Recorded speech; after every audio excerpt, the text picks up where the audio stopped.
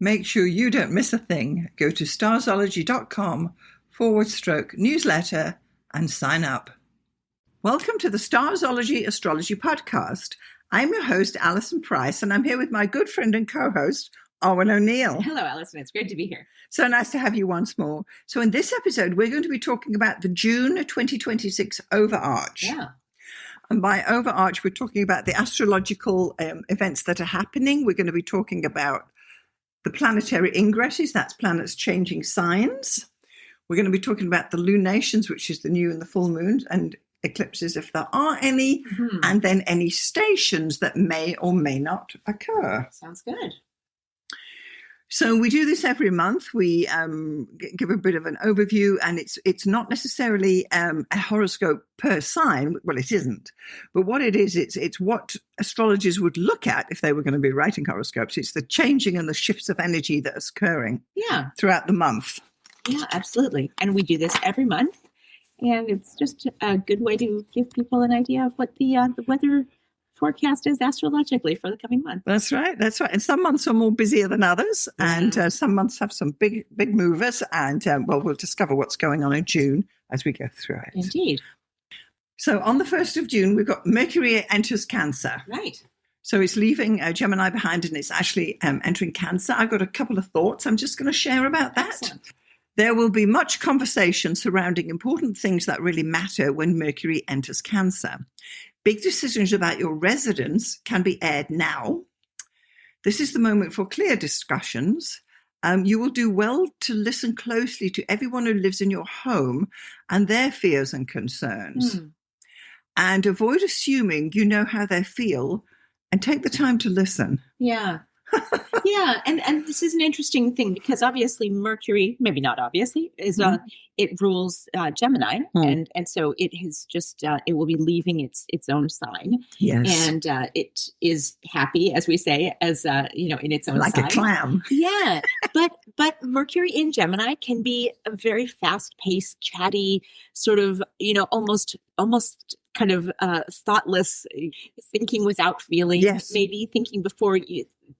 Speaking before you've thought about what the other person is going to feel about it, and it can feel great when you're just babbling along and whatever.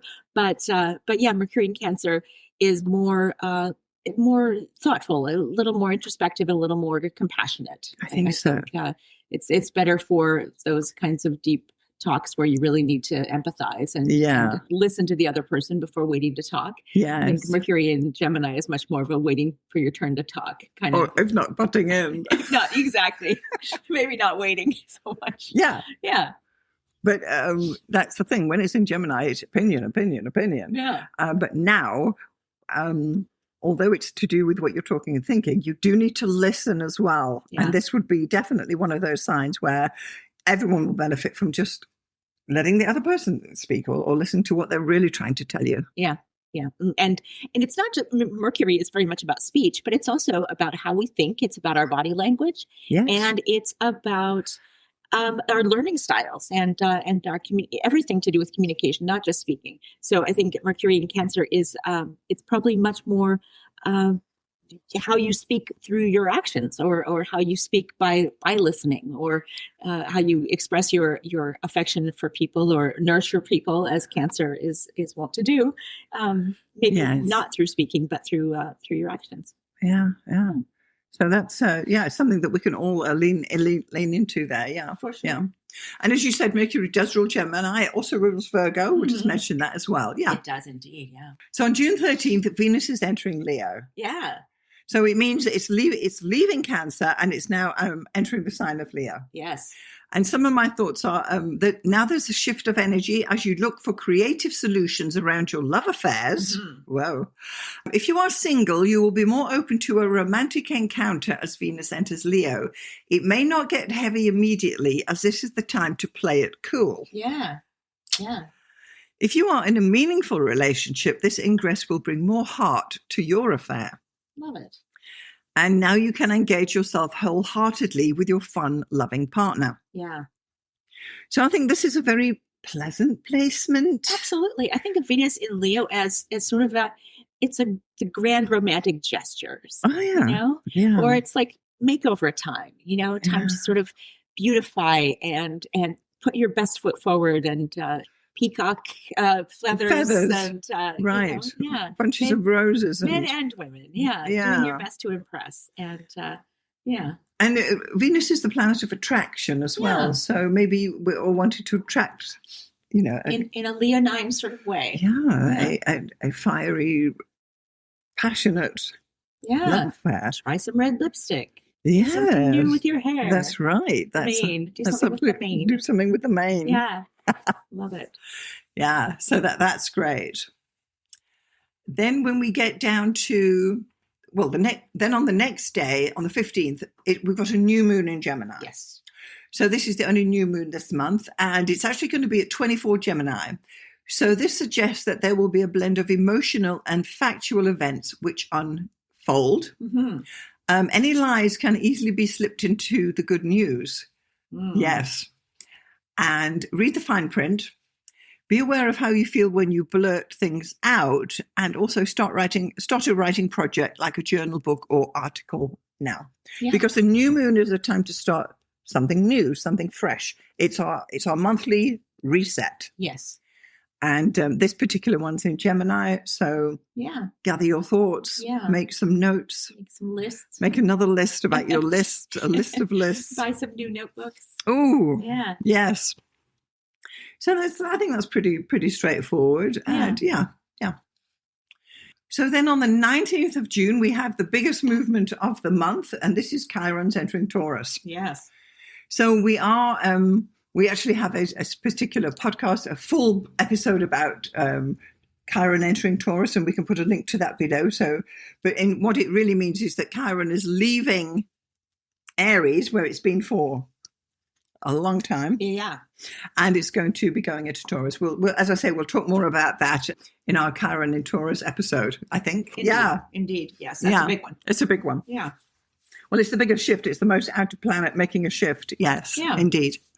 It's got quite an elliptical orbit, but it is between Saturn and Uranus. So, yes. So it's definitely, it's a slower moving planet, but it spends quite a bit more time in Aries and than the other signs. So Yeah. So as I say, we're not going to go into too much about that just for June. But stay tuned because we will have an entire episode dedicated to that. That's right. Yeah. And so then on the 21st of June, the sun is entering Cancer. Yeah. This is the solstice, and it's also known as Letha. Yes. Yeah. So the summer solstice in the northern hemisphere and the winter solstice in the southern hemisphere it's a turning point in the year because the sun is going as high as it gets northerly, and it starts to turn and come back down towards the equator. Yeah, so it's the longest day of the year. That's right. That's right. Yeah. So here you've got themes of circling the wagons and preservation of family will be strong when the sun enters Cancer.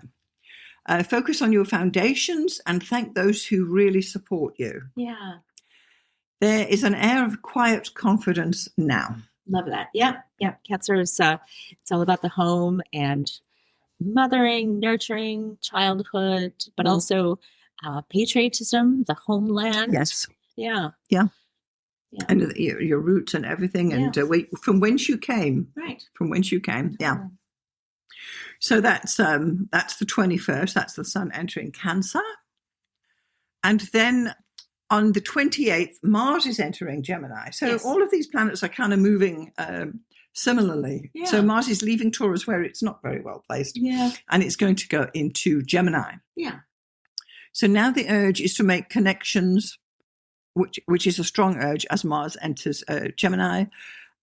Choose to reach out where you want to bond, as others are more amenable to collaborations now, because that's the Gemini thing. Right. Find your voice. Multitasking can be an attractive option, but it can also lead to burnout if you're not careful. Yes. And energy will come in spurts. So plan some rest periods in your day as well, because this, Mars is a busy, busy planet. Yeah. It's here, there, and everywhere. And then I'm thinking this is the time to push forward on fresh ideas. Mm-hmm. So because we just had the new moon in Gemini, and now Mars is going into Gemini, it's all about what ideas we have. And as humans, we do think and have ideas, and we invent things and have inspiration. Yes, absolutely. And Mars is firing up an air sign, and it's the thinky air sign. It is. It is. Yeah. So it should be good for sparking ideas. It could also lead to sort of a mental burnout, because it is kind of the burning the candle at both ends placement for Mars. Yes, it is. It is. Yeah. And I think people could get a little testy defending their ideas. Right. With how about debate? Debate. Yeah. We'll call it debate, but it could easily turn into an argument, Bickering. right? Yeah. Bickering. Indeed. And wanting to have the final word, maybe, as well. Yeah. So with Mars and Gemini, there is no final word. I suppose so, yeah. Yeah. And then on the 29th of June, we've got the full moon in Capricorn. Mm-hmm. So this is going to be at 8 degrees Capricorn. So the moon is in its detriment in Capricorn. It's not well placed. It's not necessarily a particularly one of the better full moons. However, you can feel restrained, yet it does bring a clear focus because it's the full moon. Mm-hmm. This time will highlight responsibility, goals, and long-term structures. And emotional expression may seem limited, but clarity arises through discipline and realism. Yeah. You know, we all dream big. We've all got these big things and we all get worked up about some big thing. But this is going to be a place where reality is going to say, no, Alison, you can't be doing that. We're going to be doing this. Right. Rein it in, girl. Right. Yeah. All of those ideas that spark when Mars is in Gemini. Yes. Yeah. Exactly. Coming up right. against the full moon in Capricorn. Yeah. The reality check. And this full moon reveals where steady effort pays off and where boundaries create lasting strength and stability. Mm-hmm. So again, because it's a full moon, it's really just that blip that day. Yeah. But it is at 8 degrees Capricorn. So if you've got any planets there, this will affect you and you will be able to see everything in all its glory, warts and all, at the full moon. For sure. And also 8 degrees Cancer. If you have anything in 8 degrees Cancer, that'll be opposed by that. Opposing it, yes. Yeah. Yeah, it's true. That is true. Yeah. Hmm. I believe on that same day, if I'm Yeah. not mistaken, we also have Mercury going retrograde. We do. Cancer. Yeah. It's a busy day. Busy day. So Mercury's going to station retrograde in Cancer on the 29th. So it's stationing retrograde at 26 Cancer. Mm-hmm. And this is the second retrograde period for the year. And they're all in water, I think, this year. Interesting. I stand corrected there. And Mercury's usually retrograde for 3 weeks. I haven't got the exact numbers at my fingertips, but it's definitely at 28. It's only going to go back 12 to 14 degrees anyway. Yeah, so it'll be in Cancer that whole time. Yeah. So I'm saying here, be prepared for potential challenges in communication as texts and conversations may seem to take an unpredictable turn. Yep. Expect disruptions in appointments and sudden changes of plans. So if you've got an appointment for an interview or you're going to go for somewhere to do something, you must expect changes on that because Mercury's retrograde. Mm-hmm. And during this period, you may feel a strong urge to revisit, return to, or replace people, situations, and belongings. Right. Especially having to do with the home or emotions or the close family that is represented by Cancer. That's correct. That's correct. And this is a tricky time. If you're trying to sell your house and someone puts in an offer, then they come back and they go back. Not a good time when Mercury's retrograde. Yeah. And it's essential to stay adaptable and patient as Mercury's retrograde influence in Cancer unfolds. Indeed. So I think that if you are trying to sell a house, which is Mercury's the deal, it's Cancer's your home, when it's retrograde, there will be delays. Yeah. They won't get the mortgage, they haven't got the paperwork, they don't do the signing on time, and you have to constantly go back. So really, if I was selling a house, I would never sell it when Mercury's retrograde or even list it at in that time. Yeah, yeah. Totally. Not that we're buying and selling properties, but back in the day, we sold a couple. But you'd want to watch out for that. And also, if you're buying and you put in an offer to purchase, there's going to be humming and hawing, right. And then you've got to get the surveyor's report. You've made the deposit, and then something gets weird with it, and they're like, "Well, no, it didn't go through," and you're like, "What?" That's right. And suddenly the price is going up, and they didn't tell you about that lien on the blah blah. So there's that as well. Yeah. Just because it's in Cancer, or it's all about real estate. Yeah. But then again, in general, Mercury retrograde affects a lot of things. Yeah, for sure. It's just one of those. Be aware and check everything twice, and then check it again. And also, when you're sending a text, because I remember there was one year I wrote this. I was telling my husband what I thought about something in quite strong tone, and I sent it to the wrong person. And I got a text back about an hour later from this guy saying, I don't think this was meant for me. I thought, oh, good Lord. Oh my gosh. It was, me saying, and by the way, this and that. Oh, yeah. Wow. The most nightmarish time that something like that ever happened to me, I accidentally sent a very not work-related email to what I thought was my best friend at work. Oh. But we were on Lotus Notes, if anyone remembers what that is. And it didn't remember email addresses. So you just would have to write the beginning of their name and it would autocomplete. So anyone writing to me, it's just like really easy, AR, nobody else had, ARW. Yeah, exactly. It's true. But her name was Barb and there was another Barb. And it was. And you sent her a Barb, did you? I sent a very long and explicit description of all of the fun that I had that weekend. Yeah, because that's the kind of work relationship we had. We did not have a lot to do at work. It was boring, and we just chitter all day about our lives. Yeah, and that was not appropriate. No. I literally sprinted over to her desk, and I just threw my, body up on the sword and was just like, I have just accidentally sent you an email. Please let me delete it. And she's like, okay. Wow. Which, thank goodness. Yeah.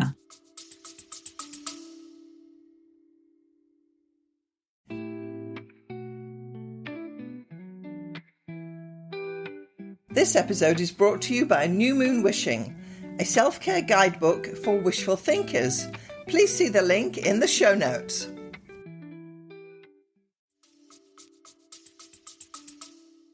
I think these things are not, world-shattering, but you can so easily make a faux pas verbally by text in an email because when Mercury's retrograde. Yeah. And you have to go back. Yeah.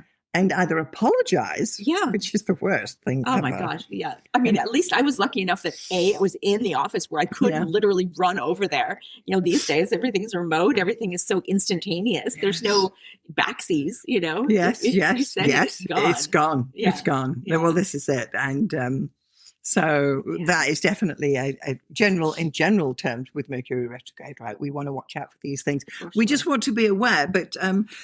On some of the positive things to do when Mercury is retrograde, it's if you are a writer, this is a good time for editing, reviewing, copy editing, proofreading, 100%. Checking your numbers for your calculation for your rocket launch or whatever you happen to be doing, Oh gosh, if you're doing a rocket launch, please check your numbers. Yes. Yeah. Yes. We don't have anything going to make sure you've there. got the decimal place in the right point. Indeed. And but for people who are writing, which is you and I, it's a great time to say, okay, let me now review this manuscript. Yeah.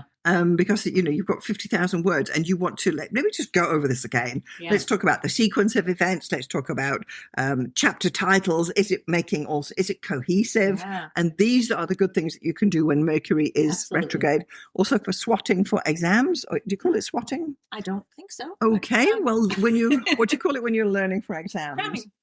Cramming. Okay. When you're cramming. Yes. Either way, it sounds weird. Yes. When you're actually having to go back up because you've already learned the stuff when you sat in the classroom. Yeah. Now's the time to go back and review and make your summary of your summaries. I think they call it that because they're trying to cram all the information into your head. Is that what it is? Well, in England we call it swatting because if you're always got your nose in a book, then you're a swat. Oh, interesting! I had no idea. Yeah, I love that. With an O. Yes. Okay. Yeah. So that's so we'll be doing our reviewing, editing, and proofreading. And what's the other words? Yeah, copy editing. There's another one, isn't there? Yeah. Grammar checking. Yeah. Oh, gosh, yeah. Actually, here's a little tip if anyone out there is a writer or editor or doing your own whatever.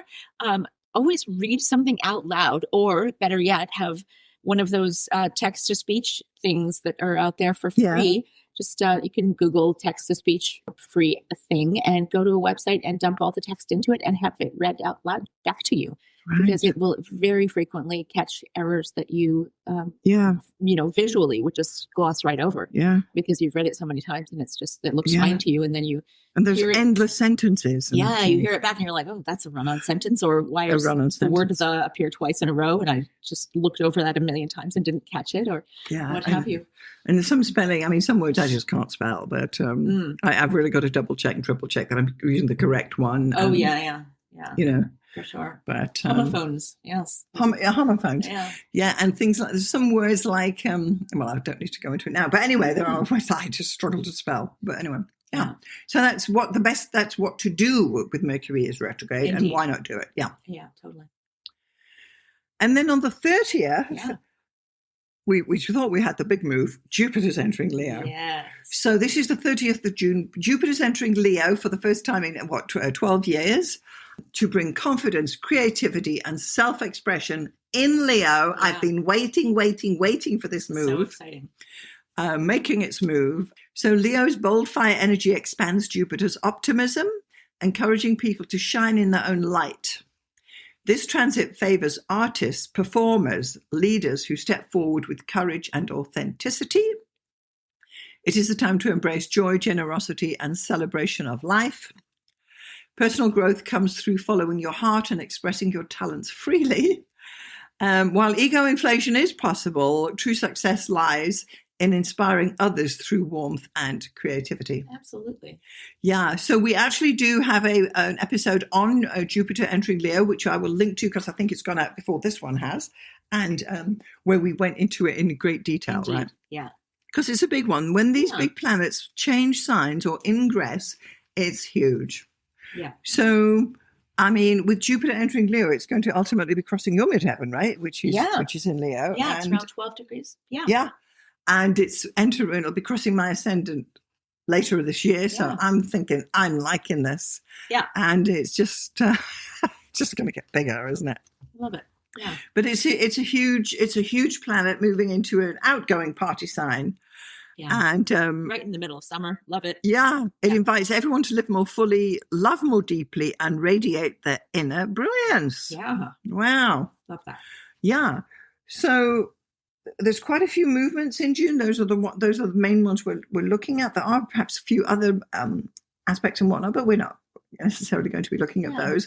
But I think that it's quite a busy month because of Chiron going into Taurus and Jupiter going into Leo. Therefore, they are square in the fixed signs. Yeah. And we're going to be saying, okay, this is what we're doing. As you say, in the summer, it's going to be great. Yeah. It's fantastic. It absolutely will be. Yeah. Okay, so we'll just give a bit of an overview about the elements. Yeah. And for June.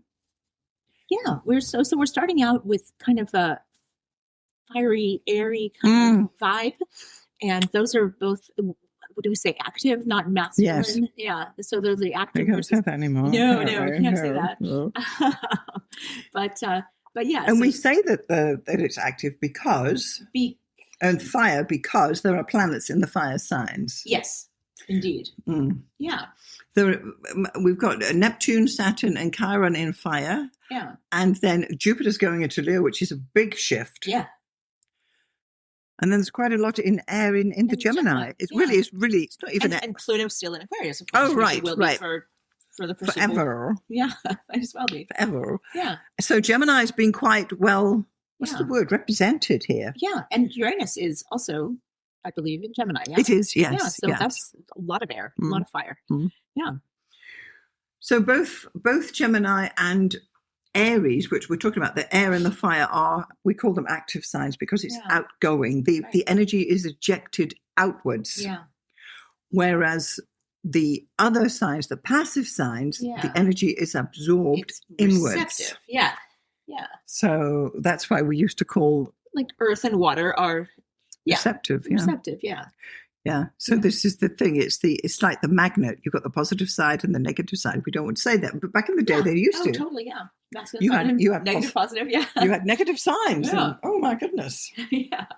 We don't say that anymore. And we also don't even mention it to split it down to feminine. No. But yeah, the polarity of active versus passive and receptive versus... yes. Yeah. So this period, this summer, June and into July and probably August as well, is going to be quite outgoing, active. Kind of on the surface. There's not, always there will be things happening underneath the surface, but things are a little more as they seem than usual. I think so. Things come to light faster. Yes. Than they have maybe in other times where there were a lot more passive signs in dominance. Yeah. So, Personally, I think it's a great time to live your life, to get out there. And of course, as it builds up Gemini, Cancer, and then into Leo, it's just going to be overbearing, isn't it? When everything's in Leo later on this year. So if you've been hiding some aspect of yourself, worrying that your family won't understand something, or having and hung about getting that tattoo or changing your hairstyle, or coming out might not like it, or coming out changing jobs because you've been miserable, and or maybe dropping out of school to do something else, and changing your major, or taking a year off, and you worry what your parents will think, or what they'll think it anyway. Keep doing it. It's your life. You're the one who has to go through it, and you're the one who will regret it if you stick with something that isn't making you happy, or that you don't see a future. And I know my mother always used to worry about what will the neighbors think. I think, well, who cares? But she did. She cared what would the neighbors think. It's if she did something or other, right? And I'm thinking, well, they'll think it anyway. Just do it. Even if you're doing the right thing, they'll think you're doing the wrong thing. Give them something to talk about. Give them something to think about. Yeah, that's true. That's a good one. Yeah. Right. If they're going to talk anyway. Which they will be, yes. I do think it's important when it's, when we get into, we're still in spring, well, as we're recording this, and then we are actually moving into summer as we go into June at that solstice. And it's a great time of the year. Yeah, it is. Absolutely. I'm going to go out on a limb and say it is my favorite time of year.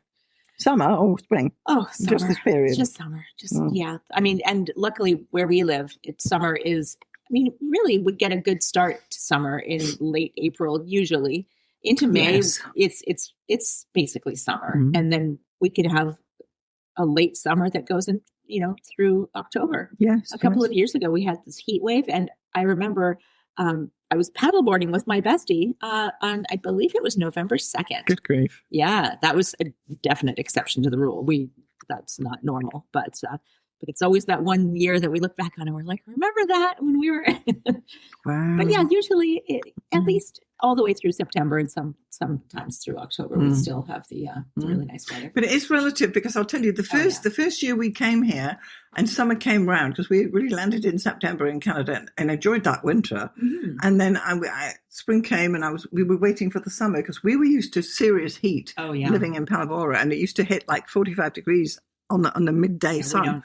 Crazy. Yeah. And I'm still waiting for it to heat up and heat up and heat up. And the next thing it's cooling down. I thought, hang on a minute. And everyone's out in their shorts and you're like, wait a minute, why? And these are these jokes about Canada. They're in their shorts. Yeah. And but you become, next year I said, I'm not missing a day of summer. The minute I see people out, that's my cue. Because I was waiting for it to get hot, and it never did. But now I've adjusted. Yes. And I'm thinking, and we're sitting here in our tank tops, and it's really, really, it's summer's hit. I dare say I might be that cue for some people, because the minute that it is nice out and sunny out, I'm in my roller skates, I'm in my tank top, I'm skating down the street. And I've had so many people who I meet up later in the bar or in the elevator even, and they say, oh, I saw you skating and I waved, but you didn't see me. And I'm like, that's because I'm wearing my headphones and I'm going really fast. Yeah, we do see you about the city, Alwyn. We do. Yeah. So I might be that harbinger of summer for... Well, that's great. You're like the Great. Yeah, the minute it's nice out, you're out there. I love it every minute. Yeah. Wow. Yeah. So as we always do with these monthly Overarch episodes, I have brought a goddess to talk about. Yeah, and so this is straight out of my 2026 calendar. This is the June goddess, and this is the African goddess Mamiwata, which means Mother Water. And she is a powerful Pan-African water goddess revered in West, Central, and South Africa. Mm-hmm. She is also well known throughout the African diaspora. She embodies fertility, healing, wealth, and beauty. She is often depicted as a mermaid. Mm-hmm. So she'll have beautiful long hair and sometimes a fishtail, and often she'll be wrapped in snakes. Okay.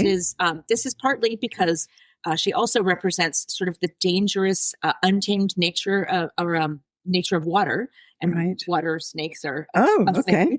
But also because she is a snake charmer, and snakes have also got a lot of iconography in the healing practices and healing medicinal traditions. Mm. So you think of the what's that called, with the staff with the snake wrapped around it, which is the symbol of not the it begins with an M. Mm-hmm. Okay. Caduceus, is that it? Yes. So it begins with a C. Yeah, but I got you. Yeah. And so the snakes frequently are a symbol of healing for some reason, but possibly because their venom, while it can kill, can also disinfect. Yes, exactly. Wow. Yeah. And could you spell us that name then? I can. It's MAMI. Yes. Space WATA. Okay, Mama Wata. I have never heard of this one. Yeah. This is brilliant. So she's associated with the dangerous aspects of nature, but also with a love of nature and just the fecundity of nature and of water, because fresh water specifically, not so much the ocean. So is she the June goddess in your calendar for 2026? Oh, that's hanging in my kitchen. I know exactly who you're talking about. Exactly. Yeah. And so she grants prosperity, love, good fortune, and she will smite you if you disrespect nature. So, yeah. Ooh, well, that's good. Yeah, exactly. That sounds great. As I say, it's always interesting to get one of your goddess of the month, because I've never heard of them, and I'm sure many of our listeners haven't either. And I think it's brilliant that you are digging out these goddesses and sharing their myth with us. Related to the month that we happen to be in, right? Yeah, and it's a great goddess for June, because June is also associated very strongly with weddings. Yes, obviously, and weddings are a time where you wish for love, you wish for prosperity, you wish for sometimes children. Yes. And this involves dancing and music and rituals, which obviously is very strongly associated with weddings. But yeah, she's very much about ceremonial music and offerings of beauty. So things like mirrors and perfume and lovely jewels and things like this are very much in her wheelhouse. And I will mention that for our listeners, that if you click through to the blog post, I'll put an image of Mama Watu on the blog post as well. And I will also have one on my website. I'll put a link through to Arwen's article about. Yeah, you'll be able to see the goddess on Starzology, and also link through to my blog, which we recommend that you subscribe to. Absolutely do, of course. Yes, indeed. No, that's great. It's always interesting to get on our goddess of the month. Indeed. Thank you. Okay, so we have been talking about the June Overarch, the June Astro Overarch for 2026. We've been talking about planetary ingresses, lunations, and stations. And we've also, Arwen has shared with us her goddess of the month. If you have found value in this episode, please share it with anybody who would be interested. Make sure you are subscribed to get our newsletter, and you can sign up at starzology.com/newsletter. Additionally, make sure you're getting Arwen's newsletter, and you can find Arwen at MsPink.net, MSPINK, and I send out my weekly newsletter every Saturday. Yeah. And very interesting it is too. Thank you. So if you are watching us on YouTube, we'd appreciate a like, thumbs up, and if you are on Spotify or Apple Podcasts, please do give us a 5-star review. We'd love to hear from you. And make sure you're actually following and or subscribed, depending on how it works on your podcast thing of choice. On your yes, indeed. So, Arwen, thank you so much for joining me today and sharing all your wisdom. Thank you for inviting me. This is always a pleasure, and I look forward to it. Yeah, we do love our podcast, right? We do. So thank you so much to our listeners, and we will see you next time. See you next time.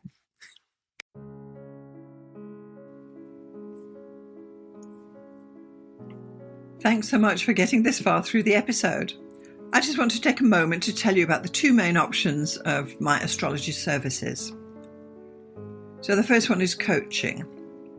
If you are an aspiring astrologer, and by that I mean someone who's perhaps a hobbyist astrologer or someone who's learning astrology or a student, or you've got a few books and you've been doing it for a while, but perhaps you need a little bit of help to bring it all together, then maybe getting some astrological coaching from me would be the answer for you.